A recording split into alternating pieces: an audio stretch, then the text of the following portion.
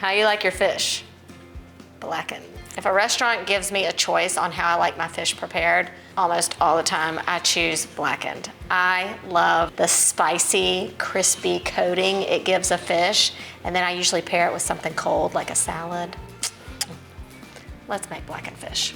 Starting with paprika. Paprika is gonna really help develop that color and give it just a hint of a peppery bite. Next, dried mustard. And when you order something blackened, you obviously love the spice and the heat to it. So of course, cayenne pepper. Cumin is gonna add the smokiness. And then this recipe has a combination of black pepper and white pepper, and then some dried thyme. Wait, forgot the salt. You gotta have a little salt. Hey, guess what? You just made blackening seasoning. Now let's blacken these babies. To get the seasoning to stick, I'm gonna lightly just kind of dredge these fillets in melted butter and then sprinkle them, kind of pressing that coating onto the fish. You can either leave the skin on your fish or take it off. It just depends on how much blackening seasoning you want on your fish. If you take it off, then you can coat both sides. If not, just do one side.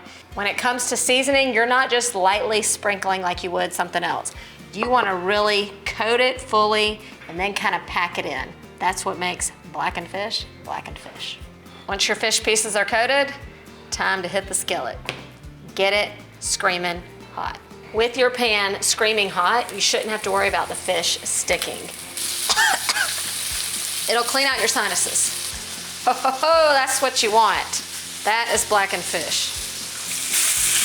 Woo! These are thin fillets, so they only take a few minutes to cook. We're gonna pull them out, let them rest, and serve it up. I feel like you can taste it through your screen. Am I right? Is your mouth watering at least? It's gonna be spicy and crispy on the outside, flaky and delicate, tender on the inside. It just keeps going. I've said all there is to say.